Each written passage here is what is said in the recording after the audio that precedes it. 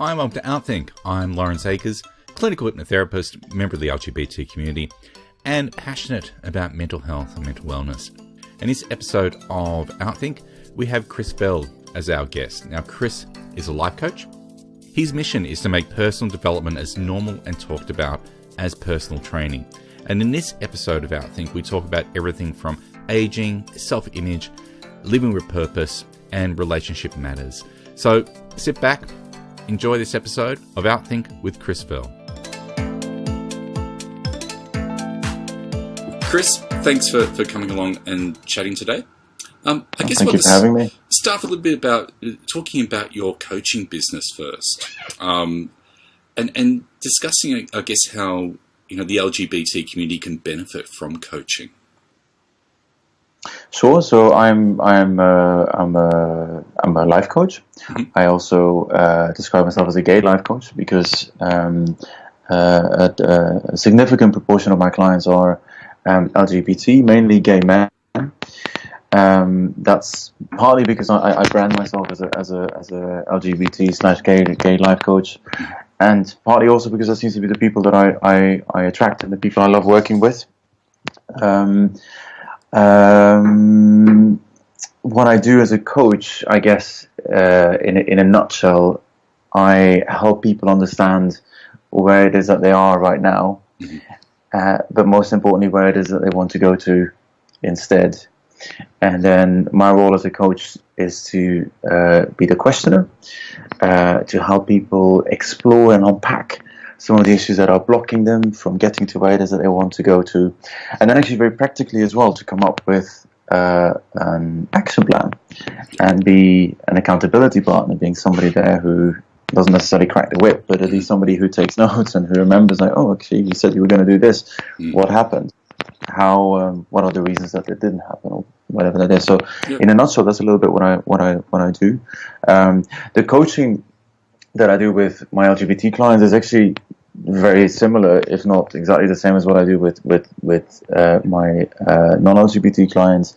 But the topics tend to be similar, but there are some recurring themes there that I come across, especially with gay men. Actually, things around friendship seems to be a really big one, linking in with elements of loneliness, isolation, social isolation. Mm-hmm. That's a big one, actually, and purpose as well. I mean, the element of purpose of leading a meaningful life is something that's a big topic that comes across actually for most of my clients, but it seems to take a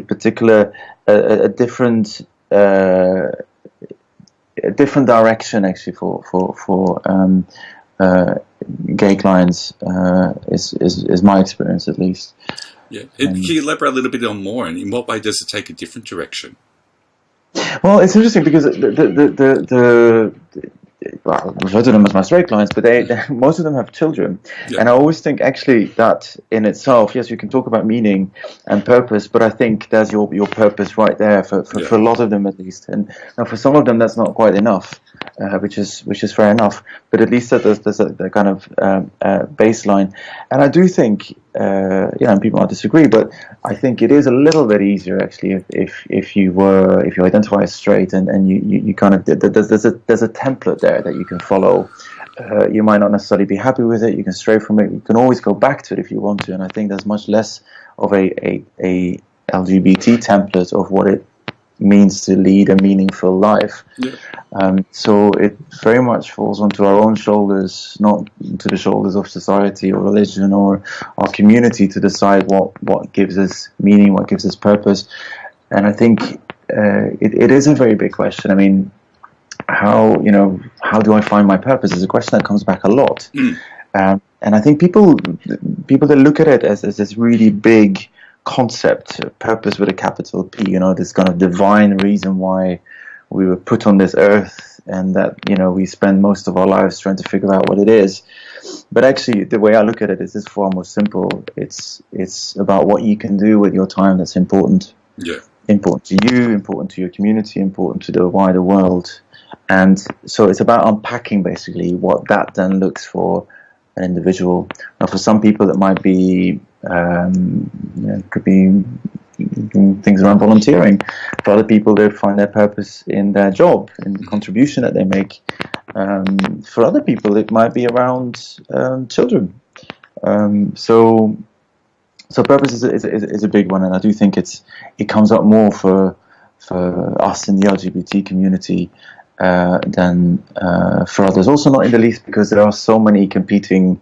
It's so easy as well when you're LGBT to kind of get stuck in that, the perpetual, Peter Pan, having fun, hanging out. And I think for most of us, at some point, that has been the case. But it stops being interesting. It stops being fun, even. It's funny because I'm thinking off the top of my head now of a friend of mine who, he's in his early 40s and posted something the other day about having been out getting too drunk on a school night, for want of a better term, and then the next morning posting something on Facebook about, he has to remember he can't keep doing this, and I probably cheekily said, yes, we have to remember we are approaching middle age. Therefore, we need to remember that we are not as young as we used to be, and that these things are going to have an impact. And it was interesting because I posted that knowing his sense of humour and thinking that he'll probably give some snide comment back to his computer. But there would be a part of him that would appreciate that what I was saying was actually quite right. But I also know there's a lot of my gay friends who, if I said that to, would probably be quite horrified by that comment and quite horrified by the reality of that comment. Yeah, and actually I would say the same, because I think we can keep doing that. That's the beauty. There's nobody stopping us, and I think I'm all in favor of balance. And I would certainly never say to somebody who's an old party boy to stop partying, but I would say at least turn it down a little bit if you feel it's having an impact on other areas in your life, or if it makes you unhappy. Exactly. And if you spend the rest of the week feeling miserable and not having no will to live basically until Thursday comes around again, then I think there is an issue there. Yeah. But certainly I think it's a matter of balance, and I certainly still go out. I get away with it as well, because I just tell people I'm a life coach, I can do these things.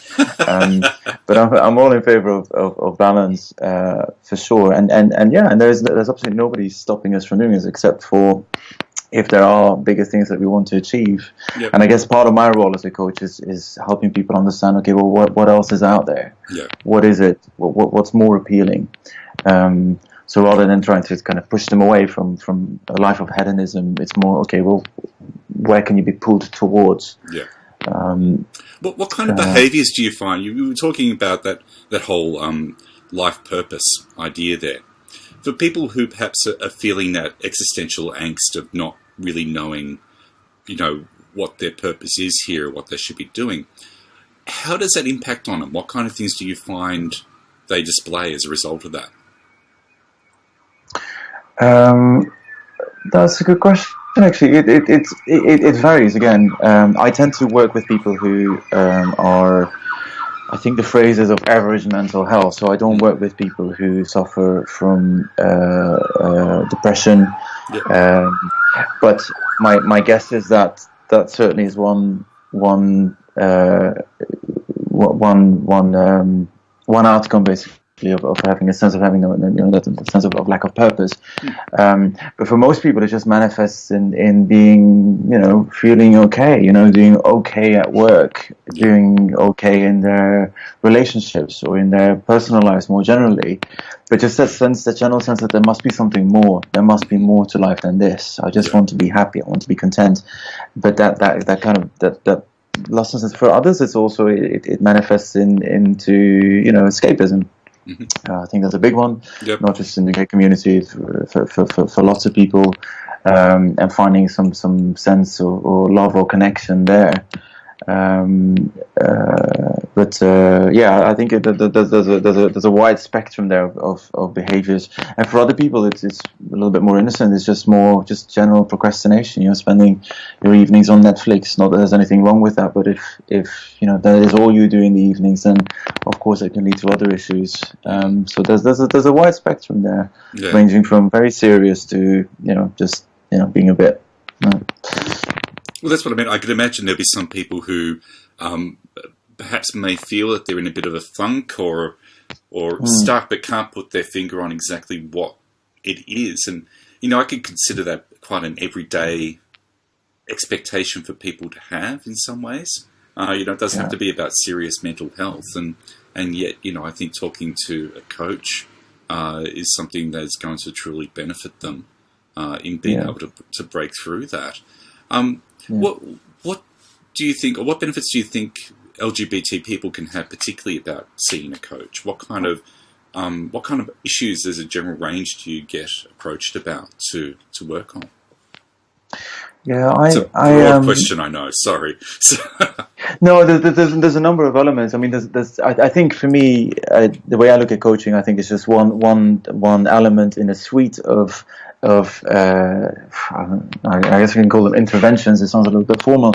That help LGBT people, I guess, lead a more happy and more fulfilled lives. Mm-hmm. There are other interventions as well. For some people, actually for most of it, I would say, an element of therapy will certainly help in terms of looking at some past traumas and things to do with our storylines and our identities.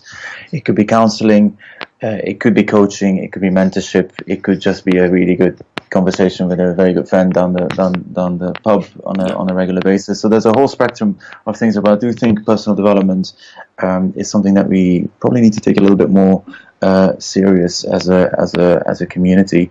I often say this, actually, this is one of my missions, is that I want to make personal development as talked about as personal training in the gay community. I think there's an interesting concept there around self-confidence. Like and again, I'm talking as a gay man now. We kind of think that the key to self-confidence is in looking better. That's one of the keys is in looking better, but actually I think having a healthy mind, having a clear idea of who you are and where it is that you want to be going, and knowing how to do that, I think is at least as important as looking and feeling good. I'm not sure if I answered your broad question there. That's okay.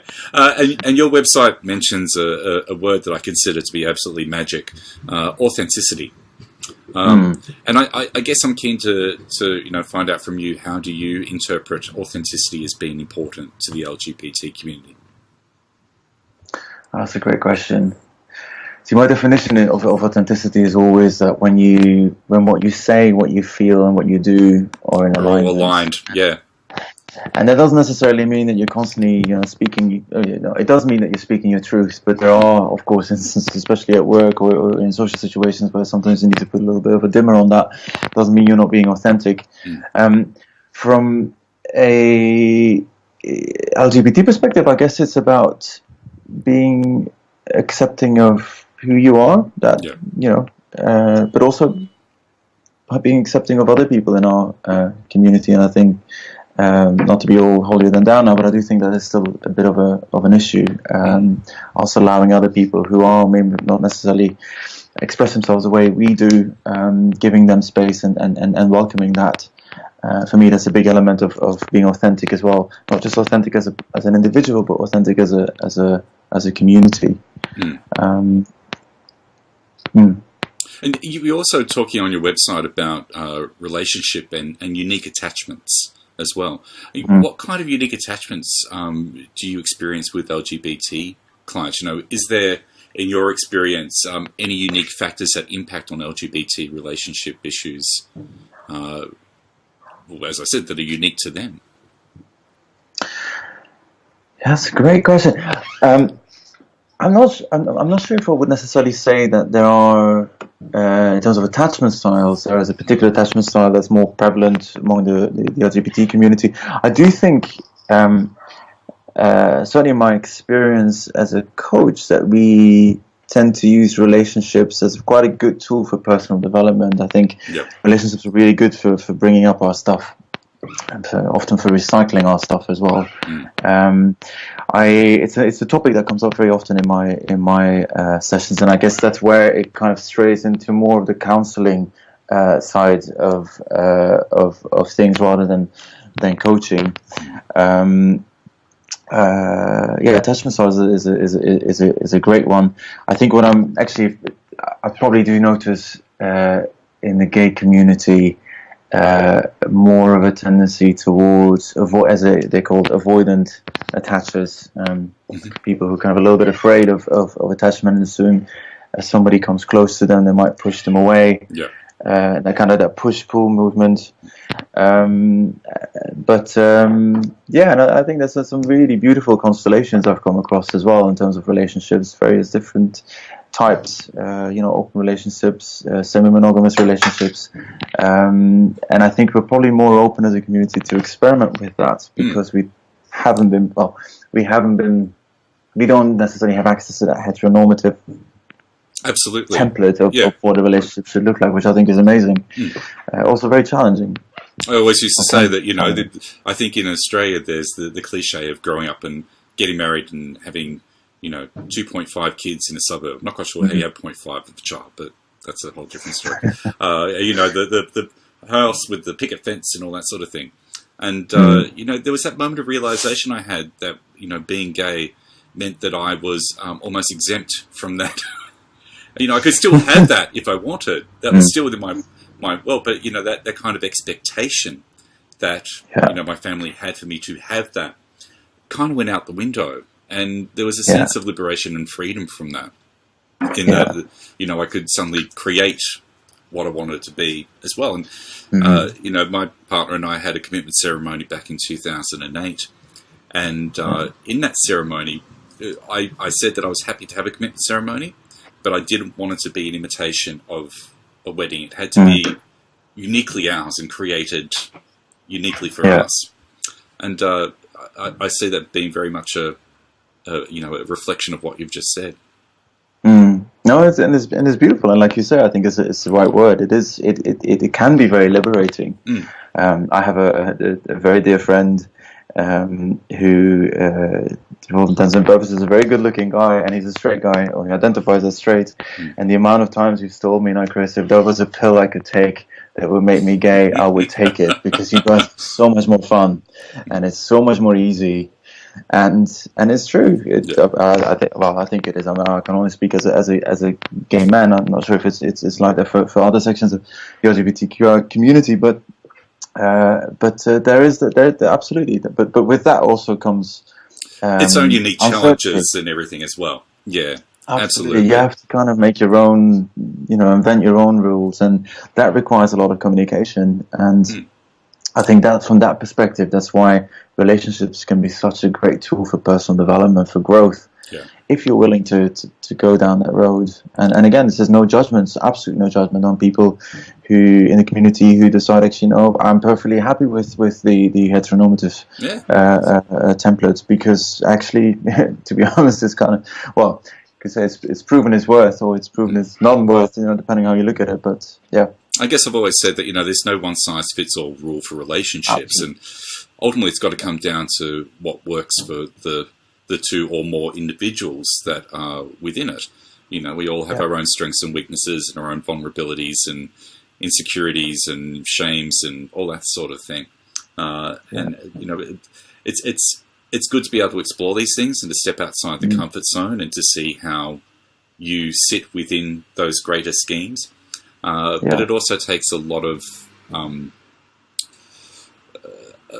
ability to be comfortable with the uncomfortable, and to discover who you are. But I think that's the same with any change process, really. Yeah. A lot of self-reflection. You're absolutely right, because it's about identifying what your boundaries are, what your likes are, what your dislikes are, and we're talking about relationships here. But actually, that's that skill of being honest with yourself. Yeah. Absolutely, this is what being assertive is all about. It's understanding what your wants are, what your needs are, and then being able to communicate them in a way that makes everybody a winner. Basically, that's non-aggressive, non-passive, and it's the same in relationships. So yeah, I think it's a great tool for personal development. That's not to say that you need to be in a relationship in order to grow as an individual. Absolutely not the case. But it's through other people, through our interactions with others, that we get to know ourselves as well much better. And kind of thinking about that whole idea of boundaries and understanding where our own boundaries are. How does inevitable things in life, like aging, whether you're feeling lonely, your own self-perception, self-image, how does that impact on how you set your boundaries and how they develop over time? That's a great question. They certainly do. I guess. I mean, I'm talking as somebody who now is hitting 40 this year. It depends a little bit what you mean with boundaries and in what area. I guess the great thing about getting older for me is that I feel like my boundaries are shifting. I'm way more comfortable with myself. In that sense, I'm less boundaried. But at the same time, I'm also more boundary because I know exactly, okay, these are my red lines. This is how far you can get in terms of certain interactions and no further. And that's one of the beautiful things of getting older. So that's yeah. I'll edit this bit out because I'm just trying to look at my own questions here and to get my own head around that. But I guess it'd be good to come back to that whole idea of, when we were discussing having a chat, you were talking about seeing clients who come to you with issues around aging and self-image and loneliness. Do you think that the LGBT community are more attached to those kind of issues than non-LGBT? What kind of relationship does the LGBT community have with those particular issues from your perspective? Yeah.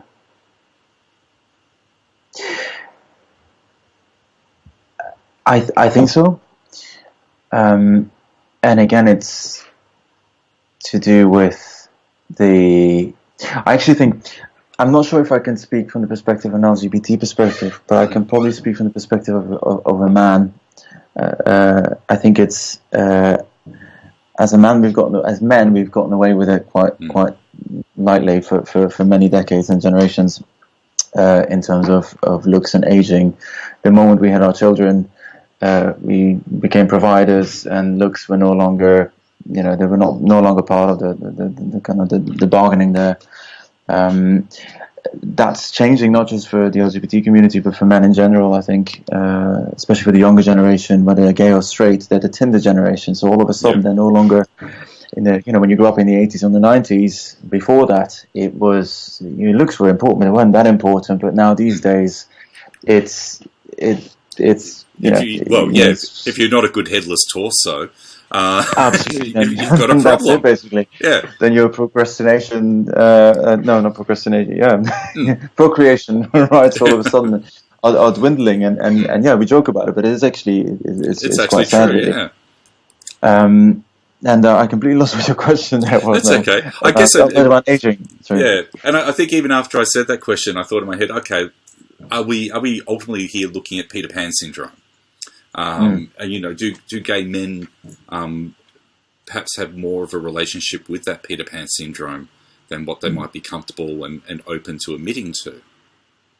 Yeah, and again, there's something very romantic and very beautiful about a Peter Pan, but at the same time, there also comes a point that people start looking at you and think, actually, this is no longer cute. Yeah, this is actually there's just very little to you as an individual if all you do is go out there and get wasted and then tell the whole world about it. Okay, fine if you do that occasionally, that's absolutely fine, of course. Yeah. But, and again, this is just my judgment. If it's fine for you, then it should be fine for everyone. But I think for most people that come to me, they've come to a point where they realize actually there must be more to life than this. Yep. There must be more to life than partying. There must be more to life than sex. There must be more to life than work. What is it? And taking it back to aging now, yes, it does hit us harder because and again, sorry, I always feel like I'm speaking from the perspective of a gay man. I can't speak on behalf of any other parts of the LGBT community, but our identity is often so much built around our sexual tokens, and of course when we get older, inevitably those tokens they diminish. So what do you replace them with? Is the question. There are certain things that you have an influence over. You can, I guess you can work on your body, you can work on your face for some reason, but at some point it's almost like you have to accept the inevitable. And I think that's where it becomes important to look at other things that you have to offer in a relationship, in a sexual relationship, in an emotional relationship. Things around wisdom, it could be financial tokens even, it could be economic capital. There's lots of different ways in which you can kind of, I guess, keep yourself in the market, if I can call it like that. But psychologically it is hard, because so much of our identity has been built around our looks. For a lot of us, our bodies, our sexual prowess, all these things. So when that all of a sudden starts shifting, what do you replace it with? Sorry, go on. No. So, what sort of things do you do to help your clients to, I guess, find acceptance and to discover that purpose and perhaps begin to change it, to take the action to change the paradigm of their world? Yeah, a lot of it is around questions. Is around, you're talking back about authenticity. Who are you? Now, what's really beneath there? What are your values? What are the things in your life that you find are most important? And a lot of people, of course, we all have them. We all have our core values, but most people aren't actually necessarily aware of what they are, even though they are the driving forces behind our whole our whole behavior. So if you're somebody who craves security, then often that will manifest as financial security. So most of what you do will be based around, making sure that you achieve that security, or it could be independence, or it could be connection, or it could be whatever. So a lot of my role is really be that person that helps them unpack what those values are. But then also looking ahead at the future, but where is that you want to be in 5 years' time, in 10 years' time? What's the vision that you want to create for yourself? And then be very specific about that, because a lot of the questions I get is, well, how do I become more? I just want to be more happy. I want to be more content. Okay, but what does contentment, what does happiness, what does it actually look like? Can we be more specific about that? What are the kind of material things that you need to see in place for you to generate that sense or that feeling of contentment? Is it a big house by the sea? Is it some sports car? Or, I'm making it up now. Hopefully not. What are the kind of things you need to do then in order to have those things? And most importantly, who's the kind of person you need to be right now in order to have those things in 5 years' time, in 10 years' time? So that's how we then unpack that. So it's very future focused, the work I do, unlike the work of a therapist, which is much more around, okay, well, what's going on here? What are kind of the underlying emotions, and why are they there? And this is, of course, a vast generalized question here, in a sense that it's how long is a piece of string, I guess. But on average, how many sessions do people have to work with you in order to begin to feel at least a benefit of what it is that they're being troubled by or concerned by? It depends. Not so long. Often, I always have this. Ever since I started coaching, I always had this thing in my head. I like people to come away with at least one or two aha moments every time they have a session, and it might be small ones, but just having a space of an hour of being able to look at a particular topic and then really unpack that. What does that mean? What does that look like specifically? Etc. Usually in a session, if you talk about a specific topic, you can actually make quite a bit of progress. I don't tend to work with people in the long term, meaning we'll have 5 sessions, we'll have 10 sessions, and then usually it peters off a little bit. So in the beginning, I tend to work with somebody on a weekly basis, because that keeps the momentum. After that, after about 5 sessions or so, it tends to be every 2 weeks, every 3 weeks.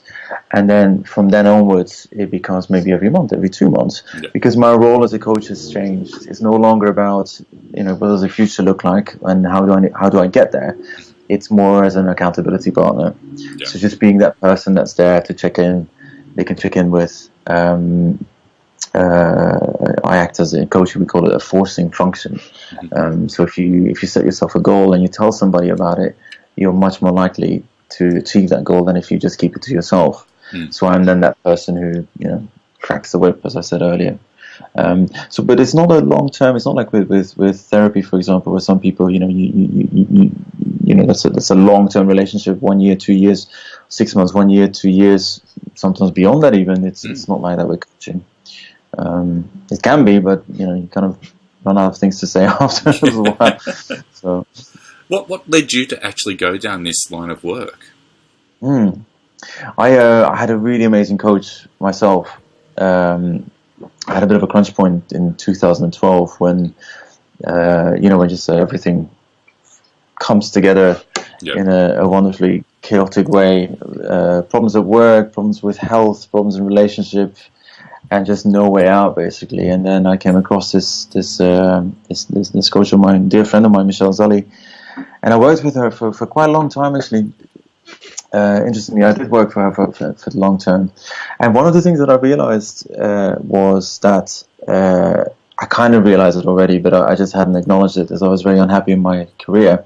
I was working as a lobbyist, so I was in politics for a very long time, and my purpose was always to make a difference, to make a change. And I think I realized through the work I did with her that in the 10 years that I'd been a lobbyist and I worked in Parliament, there was literally nothing I could point at and I could say, I did that. Yeah. This is because of what I did. Which, it's important to feel like that sometimes. We all want to feel significant, and I felt very insignificant in my career. But I also knew that I always wanted to work with people on a one-to-one basis. That's what I'm good at. So it took me a little while to acknowledge it, and it was certainly with her encouragement as well to actually realize, maybe I would like to be a coach. But then to get from that idea of I want to be a coach to actually becoming a coach, that was a whole journey in itself, filled with insecurities and a lot of training, of course, as well, and a lot of kind of having to put myself in situations where I was very uncomfortable. And now I've been a full-time coach for 2.5 years. And it's been great. It's a really, really great experience. I still have my challenges, especially in terms of putting myself out there. Yeah. I'm very comfortable still with the one-on-one work, but I want to do more group work, and that for me that's a big one. So I keep putting myself in situations where I have to do that, force myself. Something like this as well is always an interesting one. Yeah. That's a little bit of my own journey. But it's been really great. It's a big privilege actually to be on the receiving end of seeing people going like, oh, I hadn't thought about it, or I hadn't looked at it this way, and then hearing of success stories as well. So, and I guess it's a great job. I always like to ask any of the guests that come on to OUTthink, if there's one piece of advice or one nugget gem that you can offer any of the listeners here that is potentially going to help them to make even that tiniest shift that sometimes they need to move towards where they need to go to. What kind of advice would you give someone? There are so many phrases that are. There's so many places you can start. I'm the king of the really broad questions. So. No, but this is a really good question actually, because the one that's coming back to me that I feel speaks to me right now is I always advise people to take responsibility for everything that happens in their own lives. Yeah. And to take accountability for that. And I know it sounds easy, but actually sometimes it's quite hard. It's really hard, yeah. Because it's so easy and so tempting to play the victim. Yeah. And you forget that actually, instead of saying, well, why is this happening to me? Ask yourself, well, how did I attract this? Yeah. It's the same thing, but it's a much more empowering way of looking at life. So that's just, I guess that's a very generic, but really, it's a snippet that I still need to remind myself of occasionally as well. Yeah. But always take accountability. That doesn't mean blame. No, it doesn't. It's completely different again. It's just accepting your place or your involvement, your participation in whatever it is that is happening in your life. Yeah, because if you get yourself out of the victimhood and you turn yourself into into being in control, then you also realize, well, you've got the tools basically to change the situation.